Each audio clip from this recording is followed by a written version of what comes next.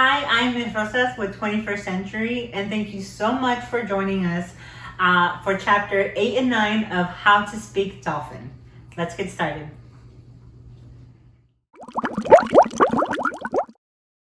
Today's objective. I will follow along with Ms. Rosas in Chapter 8 and 9 of How to Speak Dolphin. I know I have it when I can summarize Chapter 8 and 9 of How to Speak Dolphin. Vocabulary. Dorsal fin, located on the backs of fishes, whales, and dolphins.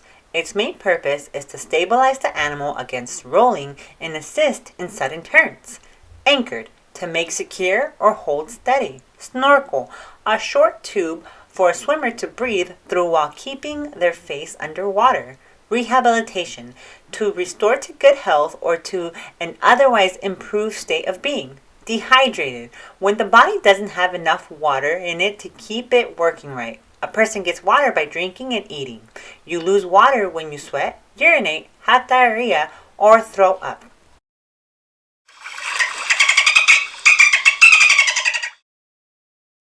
Chapter 8. Deborah leads us through the French doors and out onto the balcony overlooking the dolphin enclosure, which has been dynamited out of the coral rock foundation.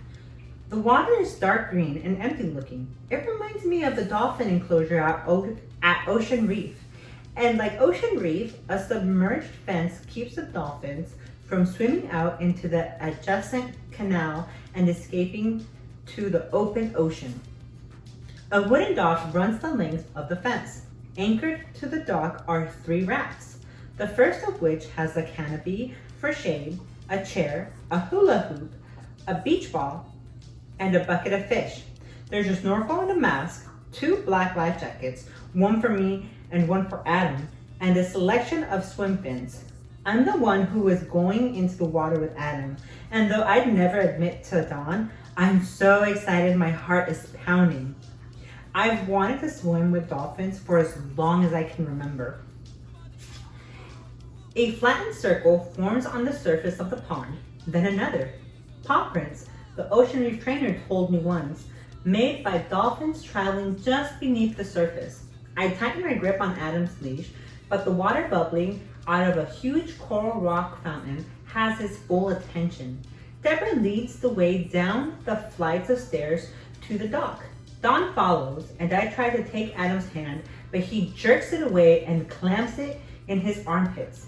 Dawn has stopped midway down and looks up at us. He's watching the fountain. I kneel and turn Adam to face me. His body rotates, but his eyes stay on the fountain. Adam, look at me. Do you want to see a dolphin? His head turns, but his eyes search to find something to stare at over my left shoulder. If Adam was normal, I think it was because he can't stand the sight of me, and I'd be hurt. Sometimes I feel like that anyway, even though I know for whatever reason, eye contact is painful for him. If you give me your hand, we'll go see a real dolphin.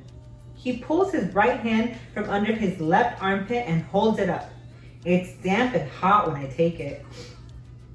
We're halfway down when 2 dolphins pop up by the raft where Dawn and Deborah wait for us. Adam squeals and tries to run. I jerk his arm. Hold still, you'll scare them away if you aren't quiet. With his other hand on the railing, he takes each step carefully. Knees bent like he's sneaking up on them, all the time doing his dolphin sound. I feel my heart break open like an egg. What is it about dolphins that can reach him when nothing else can? This is not the first time I've wondered what a 4.5-year-old remembers about being 1 or 2 or 3. Is he drawn to anything dolphin because he remembers Mom and the Ocean Reef dolphins? Does he remember not being autistic, and is that part of the frustration he lives with? When thoughts like this come to me, I remember Mom trying to keep my father alive in my memory, and I worry that over time I will forget her too, like I have forgotten him. I guess that's the reason I practice remembering her, like studying for a test. I do it for myself, but I'm also the keeper of her memory for Adam. in case he never asks. In case he ever asks. At the bottom of the steps, I release his hand but hold onto the leash. If it weren't for the waist-high chain link fence running the length of the walkway, Adam would have launched himself into the water. His little legs churn as he runs toward the dock with me lopping behind him. When he gets to the raft, Dom throws an arm out to stop him from leaping into the water. But Adam ducks under it, flops on his belly, and pulls himself to the edge. Don drops his arm and looks at Deborah, whose tough, thoroughly pissed off exterior melts. That's exactly how my son was the first time he met a dolphin, she says. Two fins cut the water and both dolphins pop up in front of Adam. He laughs and holds his arms out. One of the dolphins comes right up and fits his snout against Adam's left eye socket. Adam giggles and squeaks. The other dolphin bobs its head and squeezes a whistle out its blowhole.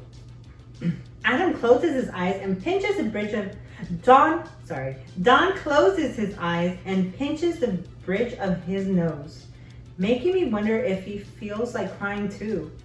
It's hard to pry Adam's hand loose from the edge of the raft and stand him up long enough to get him out of his kid keeper harness and into a life jacket.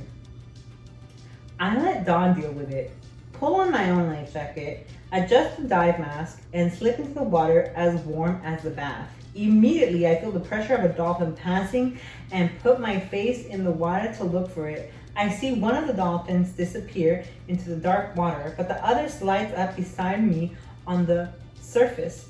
I hesitate long enough to glance at Deborah to see if I'm allowed to take the offered fin, but she's checking the fit of Adam's life jacket. I fold my hand around its dorsal fin and feel the force of its tail sweep down, then up, and the pressure of water against my chest. When I put my head back and laugh, the dolphin picks up speed until we are ripping through the water so fast my chin throws up a rooster tail. The dolphin drags me the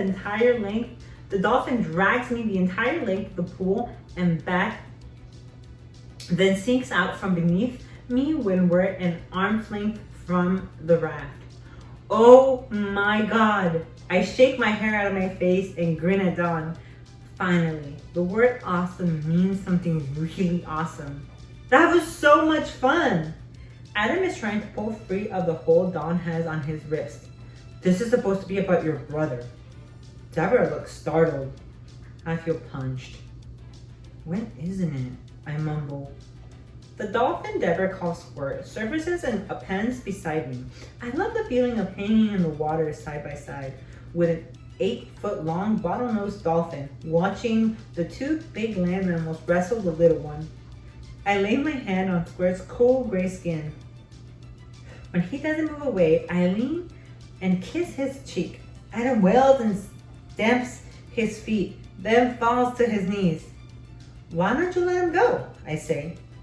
I think the dolphins go too fast for him. Don's tone is softer. The only apology I'll get. Don't worry, Deborah says. The dolphins know exactly how to behave with each client. They'll be gentle. Don places his hands in those hot armpits and lowers Adam over the side. Adam puts his face in the water, kicks his feet, and propels himself toward me, blowing bubbles on the surface. When he reaches me, he turns and puts his back against my chest. I close my eyes against the pain of his trust in me. Squirt drips over and places his snout against Adam's cheek. Adam squeaks. Squirt bounces his head and answers him. They take turns making dolphin sounds, a conversation the rest of us can't understand. Deborah tells me to try sticking my legs out, toes turned up. I hold Adam, and Squirt, the more playful dolphin, pushes us around the pond with his snout pressed to the soles of my feet. When Deborah tosses the beach ball into the pond, the other dolphin, Bella, goes after it and uses her snout to pitch it to us. Adam makes a fist and hits at it, but misses. Bella pushes it closer, and he connects the second time. On a sign from Deborah, Bella dives, comes up under the ball, and whacks it back to us with her tail. Each time the dolphin interacts with us, they go to the raft for a fish reward. Then Deborah signals them to return and play again. When Squirt snaps his jaws together, creating a jet of water, I realize where he got his name. It makes Adam giggle. At Deborah's signal, the dolphin rolls on his back for a belly rub. I reach to go first to show Adam it's safe, but he beats me to it and places the small hand on the dolphin's chest. Squirt lies still in the water, letting Adam stroke him until he has to breathe.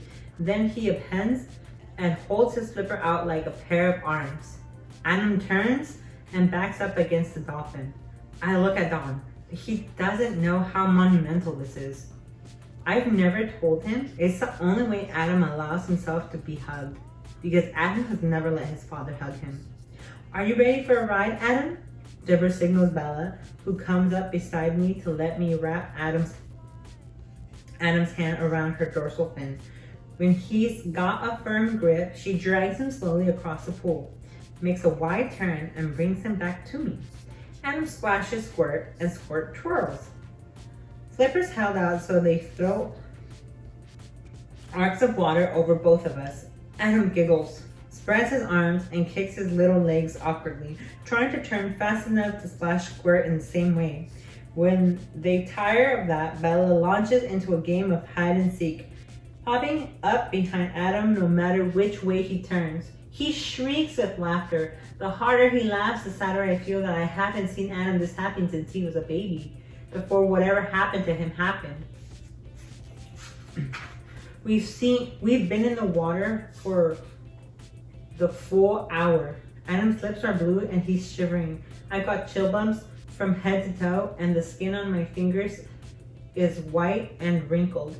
When Dawn signals me to bring Adam to the raft, I begin working us in that direction. Getting him out and away from the dolphins is going to be a nightmare. Squirt, the one who has played with us the most, puts his snout against the bottom of Adam's foot and pushes him around in circles, all the while edging us toward the raft. Adam's back is to Dawn when he reaches over and lifts him out of the water. Adam screams and kicks to get free. Deborah signals the dolphins and they disappear. She steps around the bucket of fish and catches Adam's feet. She stops his head from shaking by holding his chin pinched between her thumb and forefinger. Adam, look at me. You are scaring the dolphins. She points to where they have surfaced at the far end of the pond. They don't like children who scream. If you and the dolphins are going to be friends, you have to be calm and quiet. Adam doesn't look at her, but he is listening and stops screaming. The last thing we do when we are done playing with the dolphins is give them the rest of their fish, Deborah says. If you are quiet, you can feed them. Can you do that? Adam brings a clump of fingers to his lips, the sign for eat. I'm amazed and look at Dawn. Deborah, a stranger, asked Adam a question, and for the first time ever, he answered. Even if Dawn doesn't recognize that Adam signed and answered, he has to see this place is good for him. Makes him happy. Good boy. Deborah signals the dolphins. They dive and pop up a moment later beside the raft. Dawn puts Adam down and Deborah places the smelly bucket of dead fish beside his leg.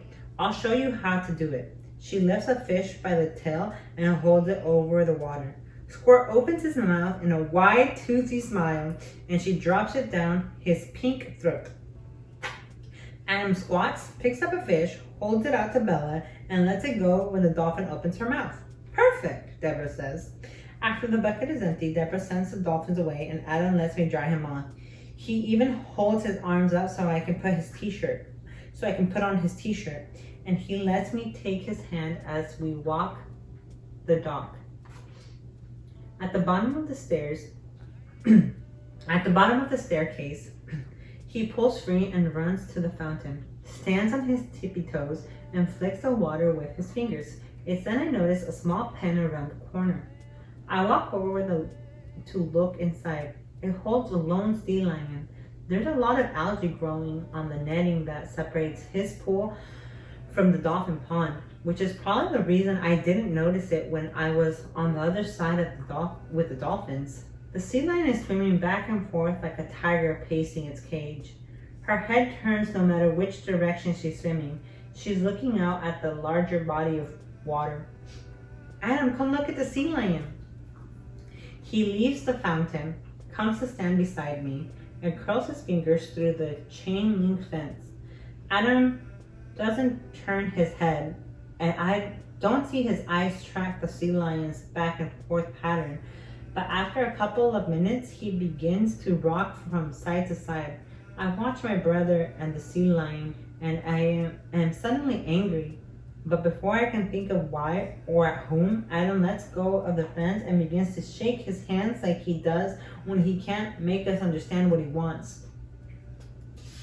I wonder if he's feeling the sea lion's distress, if he's feeling empathy, an ability supposedly lost to autistic kids.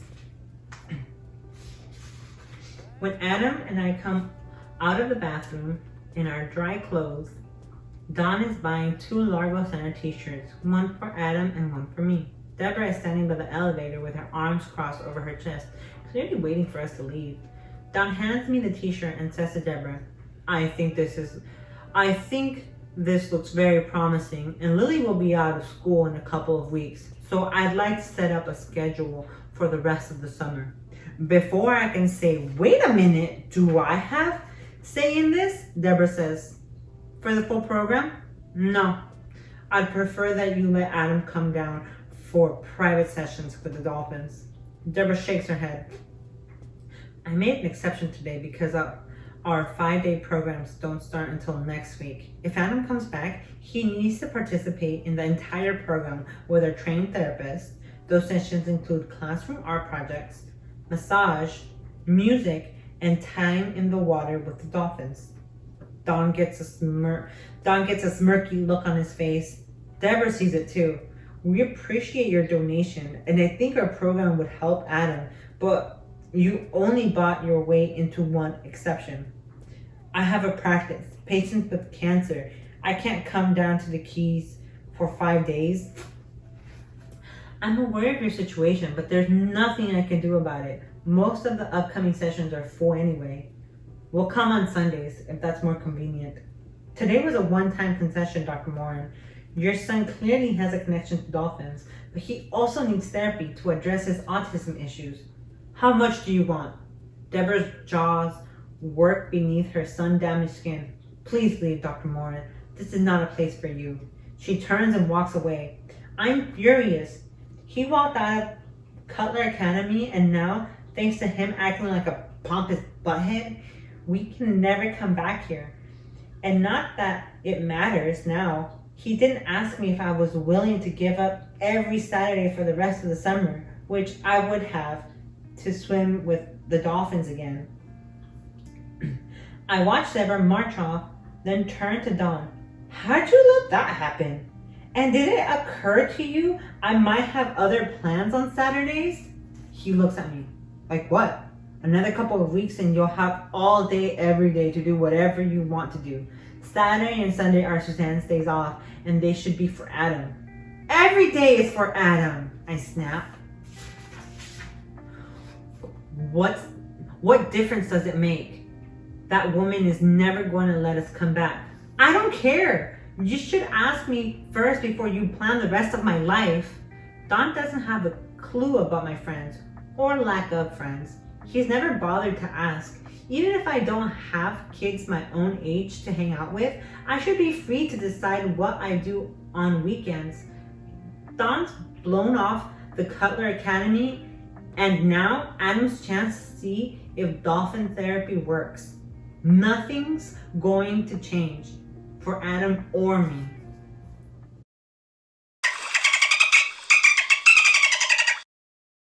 Part 2, Chapter 9, Panama City, Florida. Nori lies in the water so shallow it barely covers her flippers. Her back is exposed to the hot sun and her skin has begun to blister. The wash of the waves rocks her back and forth, but not for long. The tide is going out. Her mother stays close, clicking frantically and whistling Nori's name, encouraging her to try for deeper water. But Nori is too weak. They both pick up the sound of a motor and recognize it as one of the boats from Aquaplanet, bringing children to this island to swim with the dolphins. Her mother races toward it, changes her mind, returns to Nori's side, nudges her and clicks back into deeper water and turns to meet the boat. Isn't that Nori's mom? One of the women points at the dolphin, then shades her eyes. Where's Nori? They're always together. The humans gather on the side of the boat to look at her.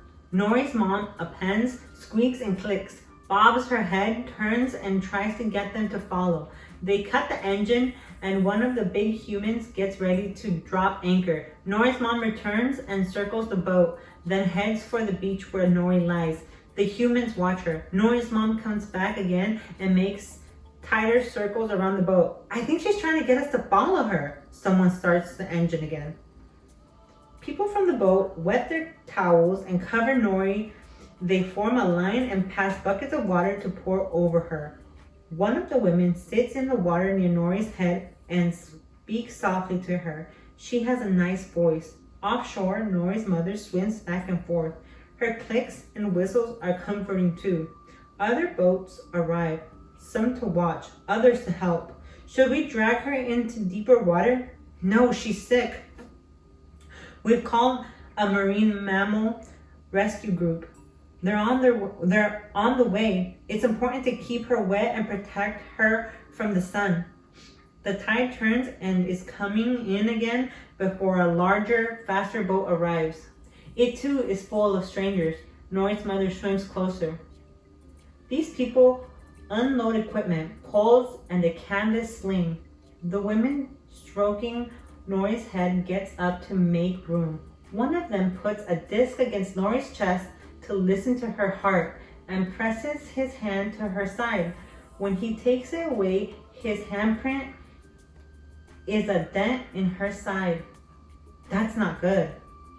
She's severely dehydrated. He turns to a woman on the boat. We'll need to hydrate her on the way in. They remove the cool, wet towels and spread white grease on her back. She's awfully thin, says the one who's listened to her heart. We're finding too many of them like this since the oil spill. Where will we take her? Someone asks. The Bayside Oceanarium in Miami.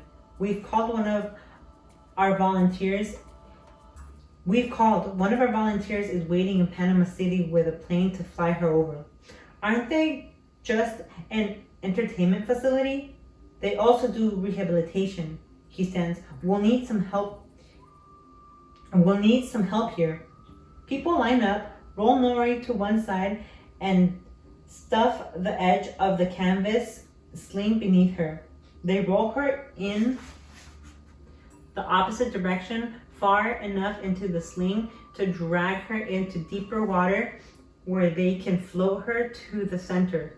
Nori's frightened, and she clicks frantically for her mother as they lift her out of the water into the boat. Her mother swims back and forth just feet away. The boat engine fires up, drowning out Nori's mother's clicks and whistles. When the boat begins to move, her mother swims alongside for as long as she can until the throttle is shoved forward and the boat lifts out of the water. Her mother races to keep up, but Nori's final sight of her is when she sails out of the water in the wake of the speeding boat. Poor thing, someone says. It's all right, little dolphin. They'll make you better and we'll bring you back to her. Thank you so much for joining us for chapter 8 and 9 of How to Speak Dolphin. Don't forget to do the review questions coming up. I hope you have a wonderful day and I hope you join us again for chapter 10 and 11. Thank you so much. Bye! Reflection questions. Number 1. Think about Don's behavior. Do you think his behavior was acceptable? Why or why not? Number 2, what do you think Nori's role will be in the rest of the book?